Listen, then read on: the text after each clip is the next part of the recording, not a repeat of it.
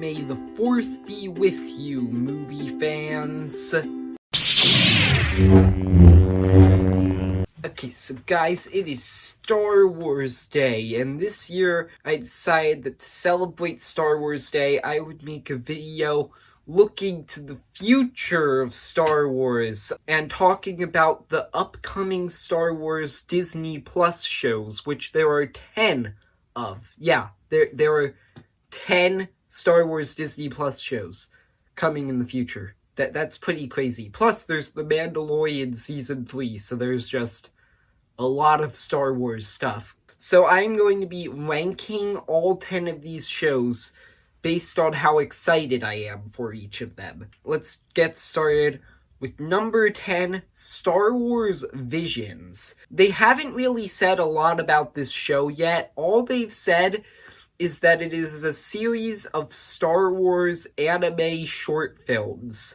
To get me excited for a show, you're gonna have to say more than that. Like, I don't even like anime that much. That's gonna offend a lot of people, because, like, there are a lot of people who really like anime, but I really don't care for that animation style that much. I think it looks weird. All they've said, that is their main selling point, that it's in that animation style. So, I don't know, I'm just not really excited for this one. So number 9 is A Droid Story, which is a show focusing on R2-D2 and C-3PO.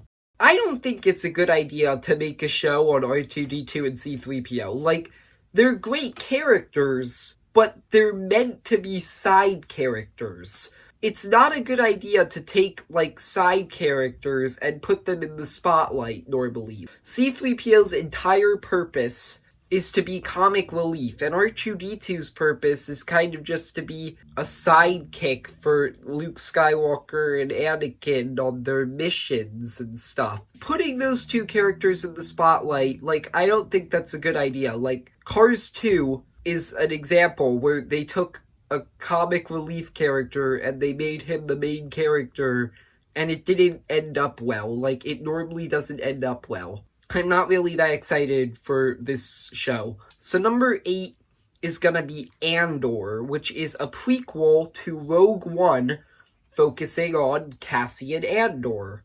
I like Cassian in Rogue One. I think that he was a pretty interesting character because of his arc throughout that movie. Like, at the start of the movie, he's following rebel orders no matter how much he disagrees with them or not, and over time, thanks to Jin, he kind of, like, realizes that sometimes he has to, like, break the rules if he disagrees with them or he thinks they're wrong. So, they're making a show based on him before he changed, which I feel like that's gonna make him really unlikable. I know they can't make a show after he changed, obviously. I don't think it's a good idea to make a show on a character before a movie where he becomes likable. Like, I don't know. So number 7 is gonna be Lando. All we really know about this show so far is that, obviously, it's focused on Lando Calrissian, and supposedly it's supposed to continue some plot lines from Solo. So I think that Lando is a fun character normally. The only other thing that we know about this show is that it's continuing plot lines from Solo, one of my least favorite Star Wars movies.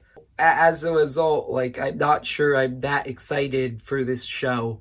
Number 6, a lot of people are gonna be mad about how low this show is. Like, I'm excited for it, but just hear me out here. Number 6 is Obi-Wan Kenobi, which, from what I understand, is, like, the one that most people are most excited for in this entire list.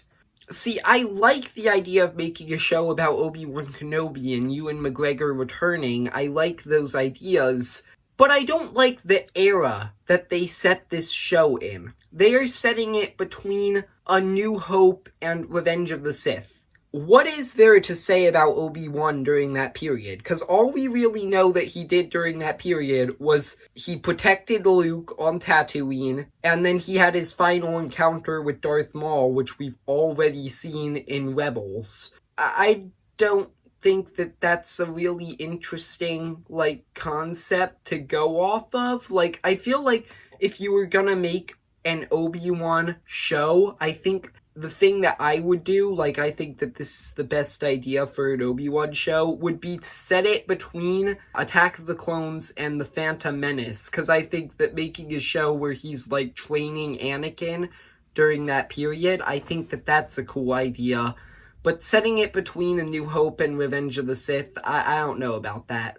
Number 5 is Rangers of the New Republic, which is supposed to be a spin-off of The Mandalorian focused on Cara Dune. Before a recent, like, news thing that happened recently with Star Wars, I was actually way more excited for this one because I really like the character of Cara Dune. But recently, Cara Dune actually got recast, and now I'm not so sure about this show. I'm not saying that no other actress could play Cara Dune. I do think that, like, that's possible. Like, the fact that they recast her recently, it makes me a bit nervous for this show. But I still think that it's a cool idea to make a show based off of her after she joined the New Republic in The Mandalorian Season 2. So number 4 is gonna be The Bad Batch, which I'm filming this before May the 4th, even though this is coming out on May the 4th, but the first episode of this show actually came out today on May the 4th. Obviously, like,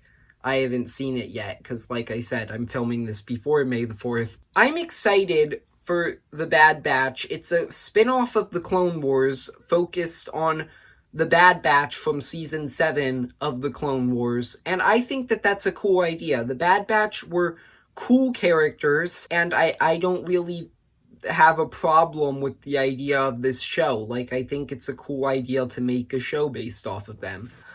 Number 3 is The Book of Boba Fett. So, this show was teased at the end of The Mandalorian Season 2, and I think that the concept of this show, like how they teased it, I'm really excited for it. A show focused on Boba Fett becoming the king of Jabba's palace and, like, taking on the criminal underworld. I think that that's a really cool idea, especially since The Mandalorian Season 2, in my opinion, made Boba Fett a much cooler character, because before The Mandalorian Season 2, I would consider him one of the most overrated characters in all of Star Wars, but The Mandalorian Season 2 actually made him really cool. So I'm excited to see this show, and what they have planned for it. Number 2 is gonna be The Acolyte. So this show, all they've said about it so far is that it's supposed to be a mystery thriller show. And that's why I'm excited for it. Like, Star Wars is a sci-fi genre, but I love the idea of, like, mixing other genres in with that. And a mystery thriller movie in the world of Star Wars, I think that that's a cool idea, so I'm excited for that. But my number 1, the show that I am most excited for that's coming out in the future of Star Wars, is Ahsoka. Obviously, this show is focused on Ahsoka Tano, one of the most popular Star Wars characters ever, and she is a great character. So we've seen, like, basically her entire life story. Like, we've seen her at the beginning of Clone Wars, where she's this inexperienced Jedi Padawan, and we've seen her grow over time until the end of Clone Wars, where she's essentially the only Jedi in the entire prequel era, besides Qui-Gon Jinn, who is actually doing what a Jedi is supposed to do. Like, she has changed a lot over that time. And then we also see her in Rebels as this Jedi Master, and I just think that she's a great character. So this show has that going for it. And then it also has the potential to continue some plot lines from Rebels, which ended on a huge cliffhanger involving Ahsoka.